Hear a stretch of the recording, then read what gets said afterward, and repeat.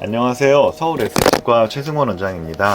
지난번에 신경치료에 대한 동영상을 올렸었는데요. 신경치료는 충치가 너무 깊어서 해야 되는 경우에 정확한 말은 근관치료인데 치아 내부 속까지 충치가 진행된 경우에 그 충치를 깨끗하게 제거하는 치료다라고 말씀을 드렸고요. 요즘 인터넷에서 보면 이제 신경치료가 하면 안 된다 이런 얘기들이 이제 많이 있는데, 신경치료라는 게 제가 몇 번씩 말씀드리지만 하면 된다 안 된다 이런 수준이 아니라 치과 치료 중에서는 거의 난이도가 상급에 가까운 치료입니다.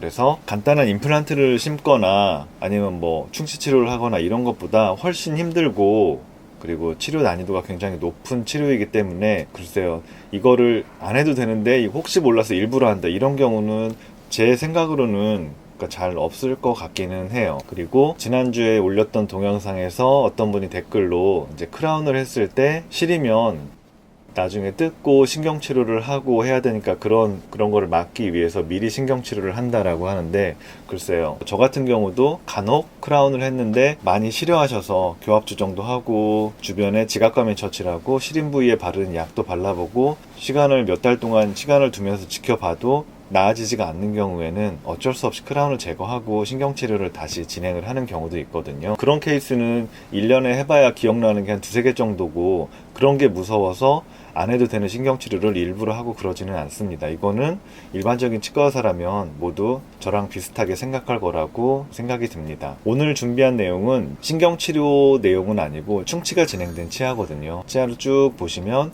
이 부분이 아말감이 있어서 검게 보인다 수준이 아니고 엑스레이 상에서도 충치가 있고 속으로 실제로 충치가 꽤 진행된 상태였습니다. 그래서 신경치료를 해야 될지 아니면은 신경치료를 하지 않아야 될지 고민이 되는 케이스였는데, 이 사진이 일단 아말감 제거하고 1차로 충치를 제거하면서 찍은 모습이에요. 전 사진과 비교해 보시면 속으로 생각보다 이렇게 까맣게 충치가 많이 진행되어 있는 모습들이 보이시죠. 실제로 엑스레이 상에서도 꽤 충치가 깊었기 때문에 신경치료를 염두에 두고 치료를 시작을 했던 치아입니다. 충치가 이미 치아 속까지 진행되어 있지 않을까 이렇게 걱정이 되는 상태였던 거죠. 충치를 다 제거하고 보니까 여기 이런 데 보시면 피가 좀 나오고 있고 여기 뽕 뚫린 거 보이시죠? 이 속으로 너머로 보이는 게 이제 치수강이에요. 치수강이라는 거는 치아 속에 비어있는 공간, 이 강자가 비어있는 공간이란 뜻이거든요. 그래서 치수라는 조직이 들어있는 비어있는 공간에 거기까지 충치가 진행돼서 이렇게 뻥 뚫려있는 모습들이 보이고 실제로 피도 나고 있습니다. 우리가 충치를 제거해서 치수강이 노출이 되고 이렇게 피가 난다는 거는 어떻게 보면 치수강 내 조직이 그만큼 살아있다는 얘기가 되겠죠. 만약에 치수강이 노출이 됐는데 피도 안 나요. 그러면 이미 그때 속에 있는 치수 조직은 다 죽은 상태입니다. 치수 조직이 이미 사망한 상태여서, 이런 경우에는 조직 자체가 죽어있는 상태니까 이미 균으로 가득 차 있기 때문에 만약에 피도 나지 않고 그런다 그러면은 이때는 거의 신경치료를 해야 되겠죠. 속까지 충치가 진행되어 있으니까.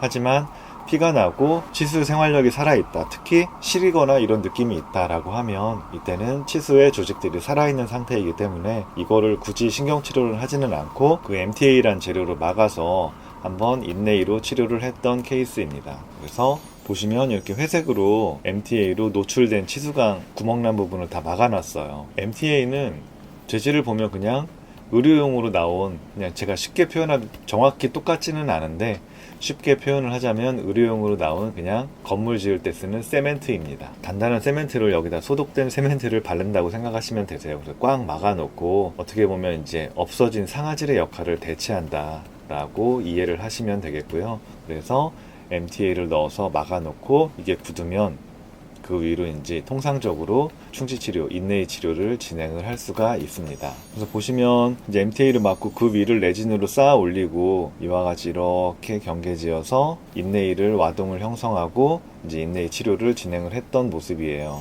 보시면 금으로 인레이를 붙여놨는데, MTA 치료의 경우에 생각보다 이게 이제 이렇게까지 치료를 했는데 신경치료로 가게 되는 경우는 거의 없는 것 같아요. MTA를 하고 신경치료로 갔던 케이스가 한 개 정도 있었나? 제 기억에 거의 MTA로 치료를 하고서 신경치료까지 다시 진행하게 된 경우는 거의 없었고, 이렇게 된 거는 저희가 이제 얘기할 때는 케이스 셀렉션을 잘했다.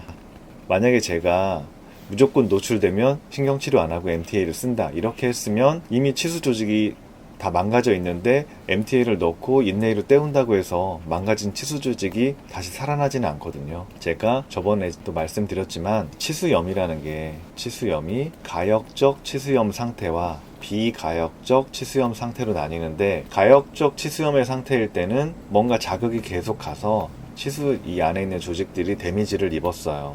하지만 그 자극 원이 사라진다면 원인들이 얘가 막 자꾸 때리니까 하고 있는 거예요. 근데 때리는 걸 딱 스톱하는 순간 살았다 하면서 다시 원래로 돌아갈 수 있는 상태가 가역적 치수염의 상태이고요. 비가역적은 말 그대로 되돌릴 수가 없는 상태, 즉 돌아올 수 없는 요단강을 건너버리는 거죠. 계속 때려서 안 되겠어 하다가 꼴까닥 어느 선을 넘어버린 거죠. 그때는 자극원이 사라진다고 해서 치수 조직이 생활력을 다시 갖게 되지는 않아요. 그래서 이런 경우에 비가역적 치수염의 단계일 때는 어쩔 수 없이 근관 치료를 하셔야 되는 거죠.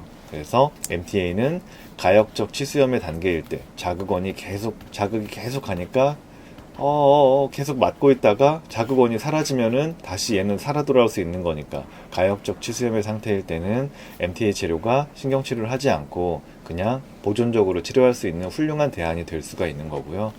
만약에 어느 선을 넘었다, 요단강을 건넜다라고 하면 그때는 이제 MTA로는 할 수가 없고, 신경을 이 조직이 죽어 있는 상태이기 때문에 근관 치료를 하고 나중에 크라운을 씌우든지 그런 식으로 치료를 하셔야 되겠죠.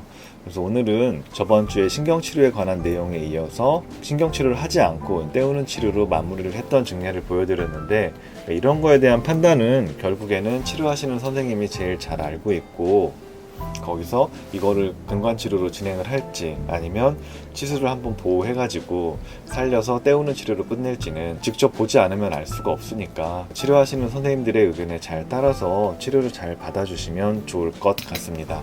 오늘 준비한 내용은 여기까지고요. 오늘도 시청해주셔서 감사드립니다. 서울 S치과 최승원이었습니다.